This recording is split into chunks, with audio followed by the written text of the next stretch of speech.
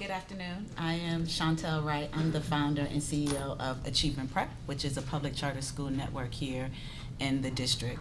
I want to start by saying I am not here to represent every school, every charter school, every charter school leader. So let's be clear with that. I am here to represent what we do and who I am in this work. So I agree with a lot that has been said on the panel regarding our country and the state in which our children live, particularly children who look like me, which is why I do this work. I grew up very much so like the scholars we serve. Our schools are very intentionally and strategically located in Ward 8. And because I received a certain level of education, my life is very different. My mother lives a very different life, and my children live a very different life. And it was not because I was smarter than or I had more access. It was simply because of the level of education that I got, and it changed my life. And that's what we do at Achievement Prep. We believe it is three-generational work. If we change the life of our scholars, it will in turn change the life of their parents and change the life of their future children. And so I am here to talk about that work and actually push us to revisit the whole idea of no excuses. One, I'm not remiss to the fact that I am a leader of color. I do run my school. My board is majority of color, but they're black. We can call it color, they're black. And the majority of my leadership is indeed black because 100% of my children are black. Although it says 99%, I don't know what the other 1% is because they all look black to me. And 90% of them, over 90% of them qualify for a free and reduced lunch. And my purpose and our purpose was to change it and is to change the trajectory of their lives and provide them with the foundation so that they can go and do what all of you do, live productive lives, make choices, have options, be able to decide that at 12 noon you're going to come to New Jersey Avenue Northwest and engage in conversation. That is a privilege upon which we all live and one that we are meant to give our children. So for us, our idea, it's interesting because when we opened our school, we were very quickly termed a no excuses school. And when I think about excuses, and I'm going to challenge all of us, it's about revisiting that definition and not necessarily thinking about no excuses for the children, but as we do at Achievement Prep, think about no excuses for the adults. And it's about what we as adults do.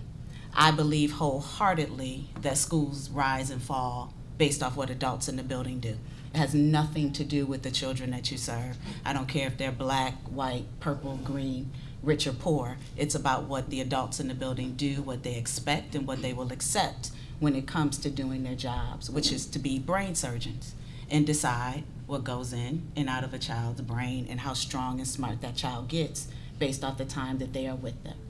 So for us, we think about no excuses as it pertains to the adults, specifically starting with the leaders and those who have direct contact with children and having to be responsible for delivering the promise of a life-transforming public education.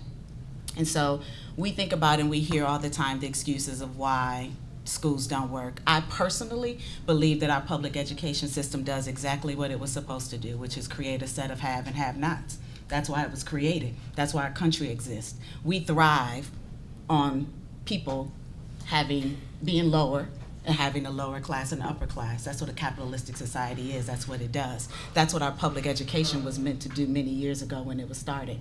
So the fact that we sit here in 2016 surprised that we have this impact, particularly on children who look like me, shocks me every single day because it does exactly what it was supposed to do.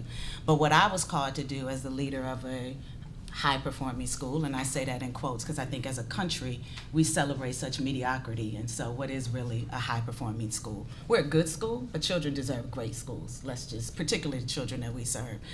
So we're a good school moving to be a great school.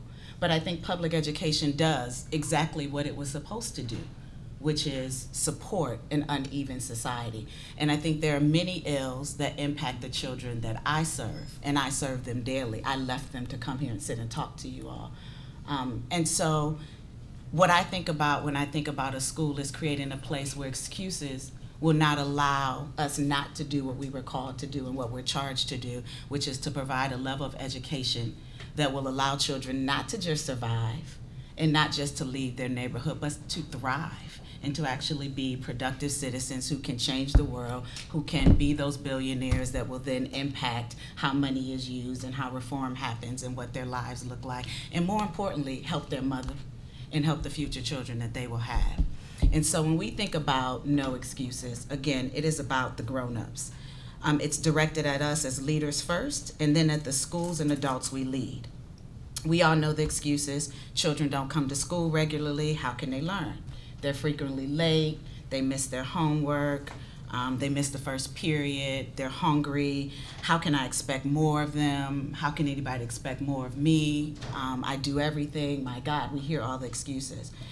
But the best schools, and the one that I try to run every single day, says, let's find answers to those questions and then let's deliver on them, because that's what we're required to do. We are a public school, publicly funded, and parents have given us the absolute honor of educating their children. And we have the absolute obligation to do just that.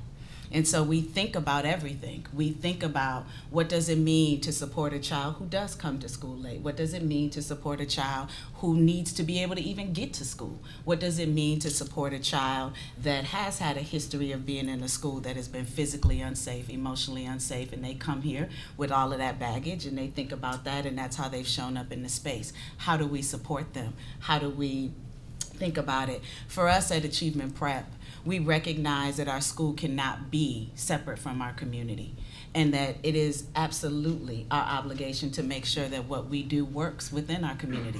And I'll be the first to admit, not all schools do that. Not all charter schools do that, not all public schools do that, because at some point we've also said poor people don't really matter, and whatever we give them they should accept and therefore be happy with. That's not what we do.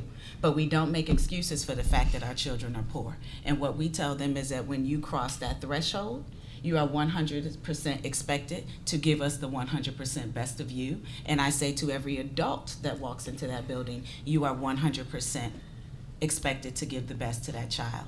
And so we think about things like, what does homework look like? What are expectations looking like? How do we support families that have struggles? How do we create spaces that allow children to be safe when everything in my life has said be unsafe, and everything in my life has said do something other than create structures and systems? For many of our scholars, we are the most consistent things in their lives. Many of them go home to chaos, and I know it and recognize it because that was my reality. But I actually was blessed and went to a school where I got some consistency. The unfortunate part is that I had to go 2 hours away from my neighborhood every single day to do that. I was part of what they call the urban suburban program. You know, where they take little black inner city children and bust us out to create diversity, because God forbid you actually be diverse, so you gotta bust the diversity in. But because I got that education and I got that experience, I was able to live a very different life. And what we do is work to create that in our scholars' own neighborhoods. So for us, we think about what that looks like for them. How do we support them? And for us, what we also know is that it's not just about being academically strong, because for many of our children, before they even open their mouths, before you have the opportunity to even make eye contact with them, if they do the wrong thing, move the wrong way, say the wrong thing, they could be dead. And so we also build their character, and we talk about that, and we talk about what that means and what that looks like. And we do not make excuses for why that's happening to them. And there is no low bar. It's not an option. It's education, and it's important. I think one of the things that I struggle with is that somehow we have started to use education as the blame and cause for everything else that's happening in our country, and or the vehicle at which we expect those things to change. Meaning, God forbid that we actually hold some high standards for children within school because all these other things are happening. And for me, that's an excuse. And that's something that we won't allow. Schools are not meant to change all of that. It would be great if going to school could change the economic development of our country, or the lack of focus on the impact of gentrification on a community. But what a school is meant to do is to make sure that when a child goes and pays for something, they know the exact amount of change that they're supposed to get back, and that they're not cheated. What it's meant to do is to make sure that when there's a menu put in front of them, they can actually read and make choices, and not just accept the same thing that they've always heard because somebody said it, or because I've learned to kind of fake my way through and I start to repeat what I hear versus what I really know. That's what education is meant to do, particularly for the children that we serve. So again, I'm not here to speak on behalf of every No Excuses school, and Leo will tell you, I was like, why are you calling me?